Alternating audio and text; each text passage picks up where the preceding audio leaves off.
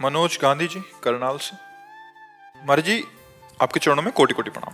महाराज जी जीवन में कभी किसी का गलत नहीं किया, हमारे पास मौका भी आया गलत करने का फिर भी नहीं किया, पर लोग अपना समय आते ही अपना रंग दिखा देते हैं, हमारे साथ गलत कर देते हैं, उन्हें हमें जवाब कैसे देना चाहिए?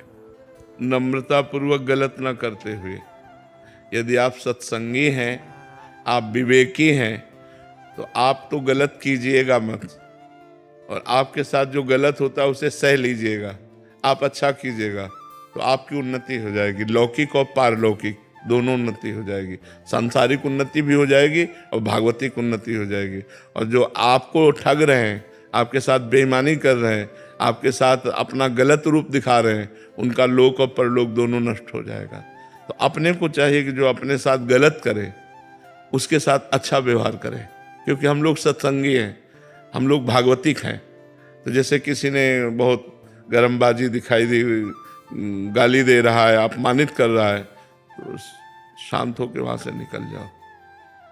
अगर शांत होकर नहीं निकलते तो आपका भी अहित है और उसका भी अहित है। आप लड़ गए, मारपीट हुई, पुलिस में मुकदमा चला, फिर जीवन बर्बाद हो गया।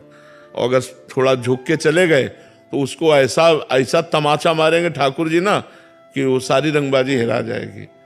जब शरीर स्वस्थ होता है, जेब में रुपया होता है, मनमानी भोग होता है, तो लगता है कौन भगवान। फिर उसका जब तमाचा पड़ता है तो आवाज नहीं होती उसके तमाचे में आवाज नहीं होती, लेकिन ऐसा मार मारते कि फिर पूछो मत। अच्छे अच्छे ऐसे हो जाते, अच्छे अच्छे। चलत दशानन डोलत तवनी, जब 10 कंधर रावण चलता था धरती कांपती थी, और उसी की खोपड़ी में बंदर लोग जो है ना चरण प्रहार करते थे। जब खोपड़ियां काट काट के भगवान ने गिराई ना तो प्रहार करते थे। रहा न कोकुल रोवन हारा, राम विमुख हस हाल तुम्हारा, रहा न कोकुल रोवन हारा। तो रहे न रावण सम अभिमानी, हिरणा कश्यप सम वरदानी।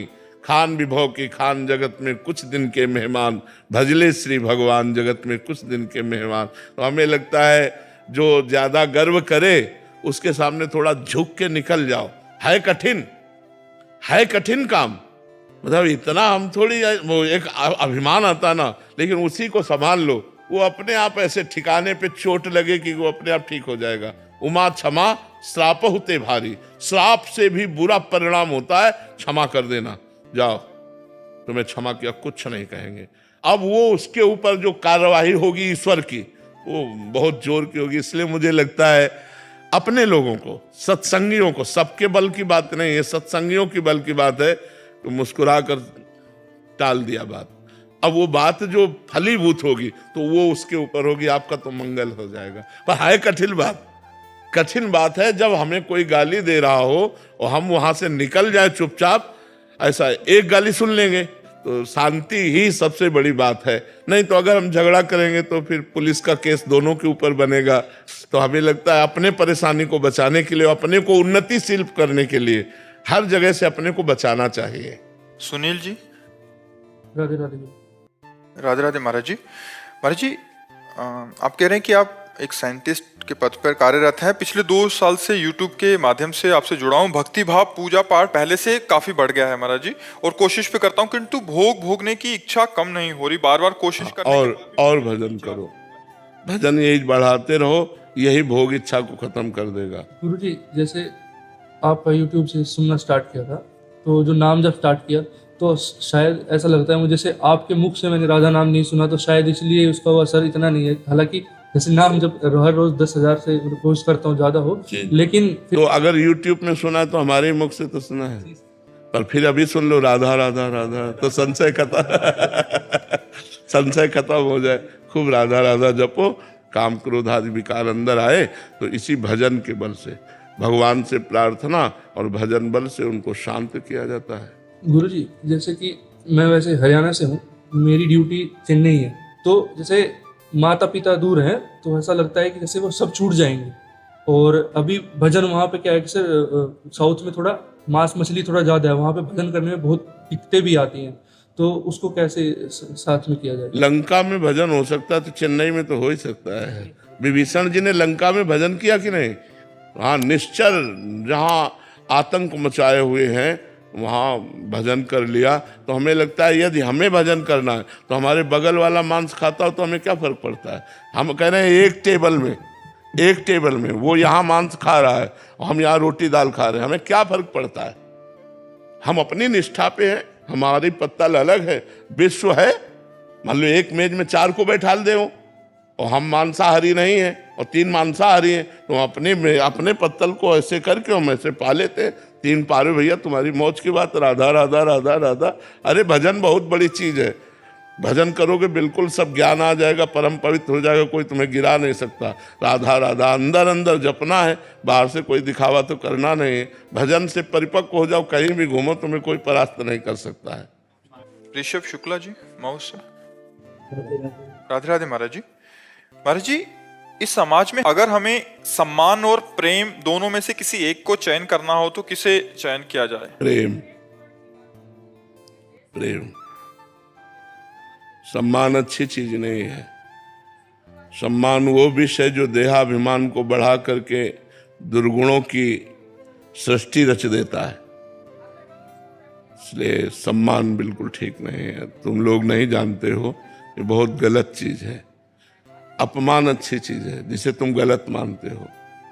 वो आपको दुख दे करके आपके पाप नष्ट करेगा और भगवान का मार्ग खोल देगा। अपमान। सम्मान सुख की सृष्टि रचेगा, सांसारिक और दुर्गुणों की वृद्धि करके नरक का रास्ता खोल देगा। सम्मानम कल्याति घोर गरलम नीचापमानम सुधा, श्री राधा मुरलीधरो भज सके वृंदावन मात्यज। सबसे प्रेम श्रेष्ठ है, सम्मान श्रेष्ठ नहीं। स्वयं सम्मान रहित होकर दूसरों को आदर देना, सम्मान करना, ये प्रेम सिखाता है। सम्मान ठीक बात नहीं है। हरिओम जी पलवल से। राधे राधे महाराज जी। Share revenge. महाराज जी, आपके बताए मार्ग पर चलने पर बड़ी शांति का अनुभव हो रहा है। नाम जप के साथ साथ भगवान के द्वारा दी गई सेवाओं को पूर्ण करने के लिए प्रयासरत भी हूँ। प्रभु, अभी एक शंका मन में थोड़ी चुभ रही है कि लाखों संतों साधक भगवत प्राप्ति के लिए साधना करते हैं, उनमें से अति त्यागी होते हैं, कुछ दिन रात सेवा करते हैं। लाखों भगवत प्राप्ति के लिए साधना नहीं करते। किसका प्रश्न है? लाखों नहीं करते, लाखों में कोई एक करता है। लाखों अगर आपको भजन करते दिखाई दे रहे हैं तो वृंदावन धाम में दिखाई दे सकते हैं, कुछ काशी में दिखाई दे सकते हैं, कुछ हरिद्वार में दिखाई देते हैं, लेकिन दिल्ली में दिखाई दे सकते हैं क्या? अगर नवद्वीप जाओगे तो वहां भजन करते दिखाई देंगे। तो आप ऐसा कह सकते हो कि दसियों हजार लोगों में कोई एक भजन करता है और लाखों भजन करने वालों में कोई एक भगवत प्राप्ति चाहता है। नहीं, भगवान से चाहते हैं, भगवान को नहीं। हमारी बात को समझना, भगवान से चाहते हैं। बिहारी जी हमारा ये काम हो जाए, देवी जी हमारा ये काम हो जाए, काली जी हमारा ये काम हो जाए, शंकर जी हमारा ये काम हो, हमारी ये चाहत पूर्ति हो जाए। लेकिन शंकर जी मिल जाए ऐसे कोई लाखों में एक होते हैं। नहीं, भगवान से चाहना होता है, भगवान को चाहना ये तो कोई बिरला ही होता है। क्यों? भगवान से चाहत होती है, भगवान की चाहत नहीं होती। और जिसे भगवान की चाहत हो गई वो कोई बिरला होता है, वो कोई अलौकिक पुरुष होता है। भले वो संसारिक कपड़ों में हो, लेकिन पूर्व जन्म में उसने तपस्या की, उसने भजन किया, तो उसका फल मिला कि उसे भगवान से प्यार हो गया। तो लाखों भगवान से प्यार नहीं करते बच्चा। बिरला कैसे बने? नाम जप, खूब नाम जप करो। प्रेम मूल या नाम है, नाम जपने से भगवान से प्रेम हो जाता है, भगवान की भोग सामग्रियों से वैराग्य होने लगता है और भगवान से प्रेम हो जाता है। शिवानी जी दिल्ली से। राधे राधे महाराज जी। राधे राधे महाराज जी। महाराज जी, पिछले 9 महीने से एकांतिक वार्तालाप सुन रही हूँ, आपके विचारों पर चलने का प्रयास भी करती हूँ। आप बताते हैं कि मैं परमात्मा का अंश हूँ, अकेली हूँ, मुझे माया के संसार में अपना रोल करना है, पर बार बार मैं ये भूल जाती हूँ। ये विचार कैसे बदली हो कि मैं परमात्मा का अंश हूँ? भजन। बिना भजन के हृदय इतना धैर्यवान और परिपक्व नहीं होगा कि आपको कोई प्यार कर रहा है, उस समय आप अंदर चिंतन कर रहे हो नहीं ये झूठा है, सत्य तो भगवान है, ये प्यार स्वार्थ का खेल है, नहीं यह सत्य है। आप अच्छा पदार्थ पा रहे हो, आप सोच रहे नहीं ये झूठा है, ये स्वादिष्ट नहीं है। स्वाद तो भगवान के नाम में है, सच्चिदानंद भगवान में। ये ज्ञान जब स्फुरित होगा तब होगा, नहीं तो एक एक चीज आसक्ति पैदा कर देती है। अगर आपको टमाटर प्रिय है तो बिना टमाटर की सब्जी अच्छी नहीं लगेगी। छोटी छोटी वस्तुएं अपनी आसक्ति रखती हैं, फिर बड़े बड़े भोग तो बहुत। तो हम हर भोग में असंग रहें, इसकी कला हमें भगवान से मिलेगी और वो भजन करने से होगा। खूब नाम जप करो, खूब भजन करो, तो आपका हृदय परिपक्व होगा। ज्ञान से परिपक्व हृदय संसार से विरक्त हो जाता है। विरक्त का मतलब है आसक्ति नहीं, लेकिन क्रियाएं वही सब हो रही, लेकिन उसकी आसक्ति कहीं भी नहीं। सच्चा विरक्त यही है जो बर्ताव करते हुए भी आसक्ति रहित रहे। शुभम जी। श्री हरिवंश। श्री हरिवंश महाराज जी, महाराज जी आपने कुछ दिन पहले कहा था कि केली कुंज के संत जनों को हम मोही ना बनाकर हमारे जैसा बनाएंगे। ये संत जन तो आपके पास हैं, वो आपकी आज्ञा में रहकर आपके जैसा अर्थात केवल श्री जी के से ही मतलब रखते हैं। पर महाराज जी हम जैसे संसार में रह रहे हैं उस समय महाराज जी अपने आप आज्ञा का पालन करो, आपको हो जाएगा। देखो इन्होंने अपनी माँ को छोड़ा, पिता को छोड़ा, अपनी नौकरी छोड़ी, अपने सुख साधन छोड़े केवल भगवान के लिए। तो अब इनको जो लाभ मिलेगा तो इनके जैसा बनने पर ही तो लाभ मिलेगा। अब आप सोचो हम पत्नी भी मिल जाए, बेटा भी मिल जाए, बेटी भी मिल जाए, संपत्ति का भी भोग करें और परम पद में भी पहुंच जाए, तो मुझे लगता है कि महाराज जी ऐसा कुछ दिन तो भाव आता है कि नहीं, ऐसा संसार से थोड़ा कुछ अलग, सबसे हटके संसार में रहते हुए। पर महाराज जी वो कुछ समय के लिए होता है, फिर वापस चला जाता है, पता नहीं कहाँ। हाँ, नाम जप करो, अभी नाम जप करो, खूब नाम जप करो। नाम जप करते हुए गृहस्थ में रहते हुए भी भगवत प्राप्ति हो जाती है। नाम जप करो खूब। स्थायी कैसे हो जाए? नाम जप करो, नाम जब से नाम सब कुछ हो जाएगा। नाम जप से हम ऐसे नहीं बोलते, बचपन से भगवान के मार्ग में लगे हैं, हम ऐसे नहीं नाम जप बोल रहे। इनको तो कुछ और समझ में नहीं आता, बस नाम जप करो, नाम जप करो। क्योंकि हम करके देखा है, अष्टांग योग, सांख्य योग, भक्ति योग, कर्म योग, इन सब योगों का जहाँ तक भगवान ने ज्ञान दिया उनको करके देखा है। इसके बाद बोल रहे हैं कि राधा राधा जपो। ऐसे थोड़ी बोल रहे हैं कि इनको और कुछ समझ में नहीं आता, बस बोल दिए कि राधा राधा जपो। जपो, जप कर देखो, तभी मंगल होगा, बिना भजन के मंगल नहीं। नाम जप में भी महाराज जी कुछ दिन तो आनंद आता है, कुछ दिन आनंद आए या ना आए, हमें जप करना है, हठ पूर्वक करना है। तो आनंद समुद्र में गिर जाओगे, डूब जाओगे। आनंद की तो बात जाने दो, आनंद समुद्र में डूब जाओगे। सुमिर पवन सुत पावन नामू, अपने बस करि राखे रामू। भगवान को अधीन कर लिया नाम जापक ने, तो नाम जप करते रहो चुपचाप। महाराज जी मन में मूर्ख कौन सी बिठाए नाम जप करते? नाम की ही। राम जप रहे हो तो राम ही लिखो, राम का ही ध्यान करो, तो वहीं राम प्रकट हो जाएंगे। पहले नाम का ध्यान करो। महाराज जी जैसे नाम जप करते हुए एकांतिक वार्तालाप, जैसे आपका एकांतिक वार्तालाप यूट्यूब पे चला के सुनते रहो, ये दूसरा नंबर बात है, पहला नंबर बात नहीं। पहला नंबर बात है जब नाम जप करो तो नाम सुनो, नाम देखो, नाम में ही डूबो। जब ऐसा मन नहीं कर रहा तो एकांतिक चला लो, फिर नाम जप करते रहो। दूसरे नंबर की बात, पहले नंबर में तो नहीं। प्रशांत जी उड़ीसा से।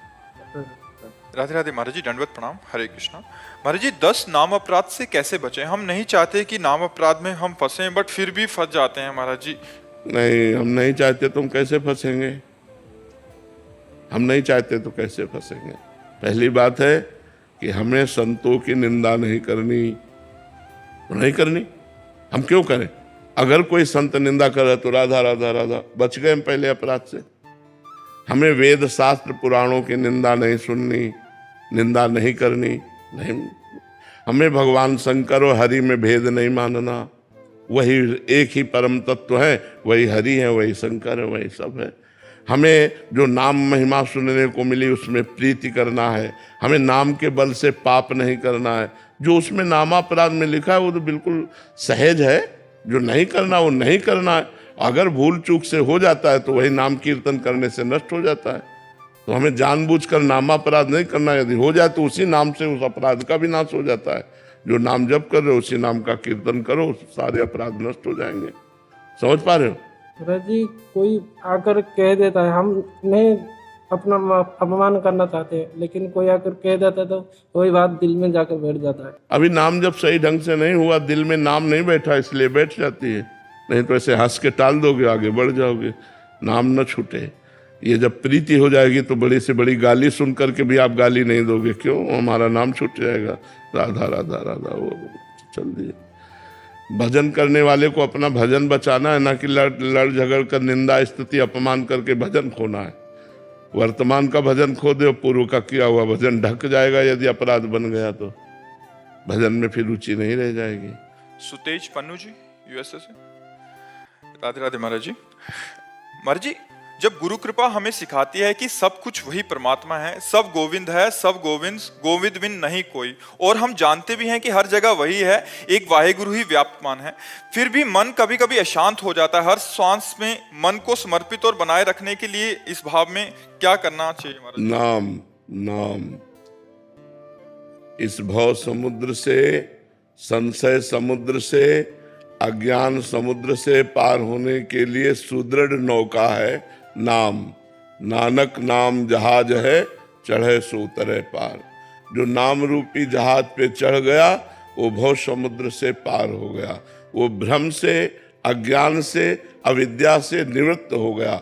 हर समय हर श्वास में नाम जप करो, देखो सब आनंद अनुभव में आ जाएगा, सब जगह परमात्मा ये अनुभव में आ जाएगा। अभी अनुभव में नहीं आया, अभी अनुभव में स्त्री है, पुरुष है, जड़ है, चैतन्य है, बुरा है, भला है, ऐसा समझ में आता है।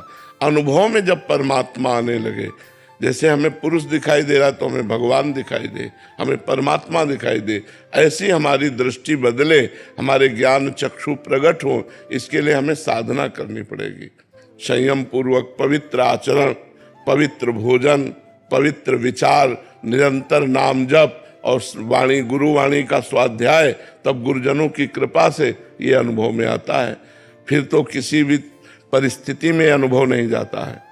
गला काट रहे हैं फिर भी वो वाहे गुरु प्रसन्न है, प्रसन्न मुद्रा में शरीर छोड़ रहे हैं, आग में तपाए जा रहे हैं। क्या क्या कष्ट दिया गया गुरुजनों को, लेकिन कह रहे तेरा किया मीठा लागे। अभी अनुकूलता तो मीठा लगेगी, लेकिन प्रतिकूलता और यहाँ तक मतलब जान लेने की प्रतिकूलता, प्राणों पर बनावे फिर बोले तेरा किया मीठा लागे, ये बात है। ये बात बिना भजन के नहीं आएगी। खूब नाम जप करो, साधु संग करो, साधु संग करो, नाम जप करो, पवित्र भोजन करो और पवित्र आचरण रखो, तब धीरे धीरे धीरे धीरे हृदय पवित्र हो और ज्ञान चक्षु प्रकट हो, तब हमें सर्वत्र वासुदेव दिखाई जाए। बहुत जन्मों के अभ्यास से ऐसा अनुभव होता है। बहु नाम जन्मनावंते ज्ञानवान माम प्रपद्यते वासुदेवा सर्वमिति सा महात्मा सुदुर्लभा। ऐसा महात्मा दुर्लभ है जो सर्वत्र भगवान का दर्शन करता है। बहुत जन्मों के बाद ये साधना के बाद ये ज्ञान प्रकट होता है। तो साधन में लगो, नाम जप करो, बढ़िया भगवान की कृपा से ऐसा अनुभव हो जाएगा। जब तक नाम जप निरंतर नहीं तब तक संभावना नहीं है। निष्काम स्वरूप दास जी महाराज, आप संत भगवान का प्रश्न है महाराज जी। महाराज जी, आप कह रहे हैं कि 3 देह से परे होकर हम भक्ति करना चाहते हैं, तो 3 देह से परे कैसे हो सकते हैं महाराज? 3 देह से परे होकर भक्ति होती ही नहीं है।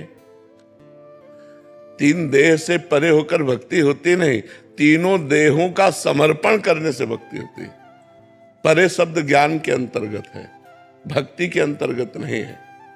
तीनों देह को भगवान में समर्पित कर देना है। स्थूल देह को भगवान की सेवा में, गुरु हो या भगवान उनकी परिचर्या में, सूक्ष्म देह को उनके चिंतन में, और स्वभाव भजन, कथा, सत्संग, नाम कीर्तन ये सुनने का तो स्वभाव है कारण देह, और सूक्ष्म शरीर अंतःकरण से समस्त इंद्रियां और स्थूल देह ये तीनों भगवान में समर्पित हो गए तो भक्ति अपने आप से होने लगेगी।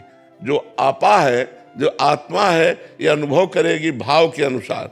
अगर आपका भाव दास्य भाव है, सख्य भाव है, वात्सल्य भाव है, गोपी भाव है, सहचरी भाव है, जो भाव है उसी भाव का आपको अनुभव होने लगेगा कि मैं वही हूं। स्थूल देह, सूक्ष्म देह, कारण देह से परे है भाव देह।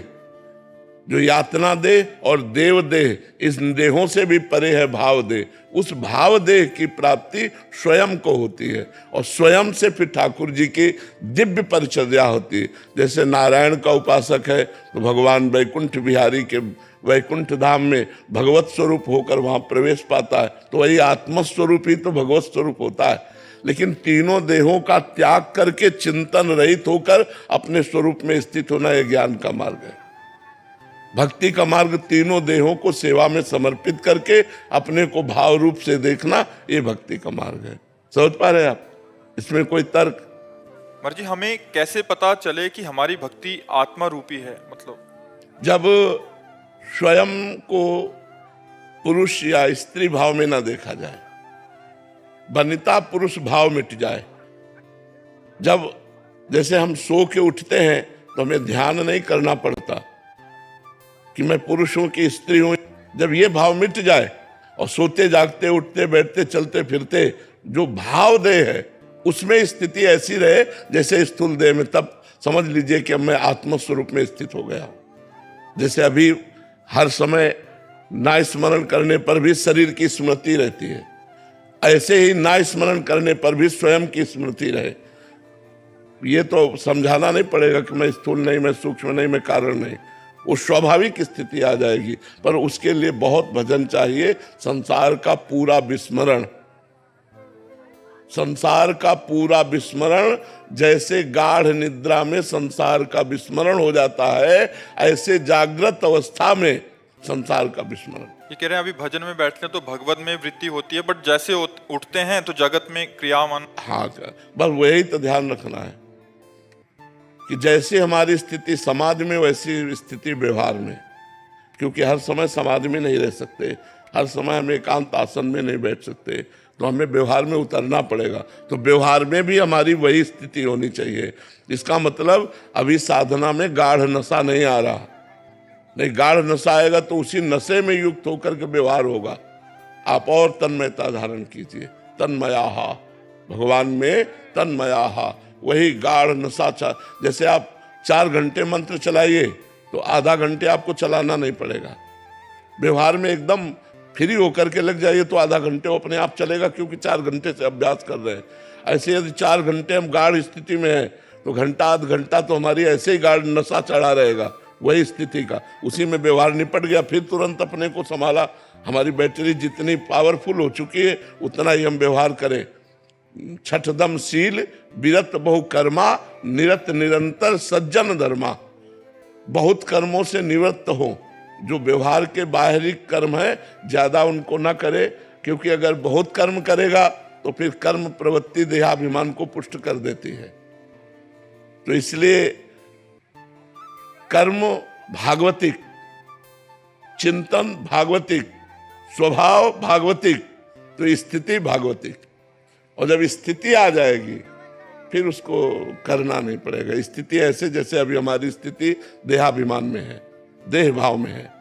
जितनी देर, कम से कम 1 मिनट अगर हम देह भाव भूलने लगे तो हम बहुत बड़ी स्थिति की तरफ चल रहे हैं। 1 मिनट जागृत में 1 मिनट 60 सेकंड अगर हम शरीर को भूल गए, जैसे निद्रा में भूल गए। निद्रा में स्मृति थोड़ी रहती कि हमारा स्थूल शरीर भी है। जैसे निद्रा में स्थूल शरीर का विस्मरण हो जाता है, ऐसे जागृत अवस्था में 1 मिनट का अगर विस्मरण हो गया तो हम काफी चढ़ाई चढ़ने लगे, पर अभी ऐसा नहीं है।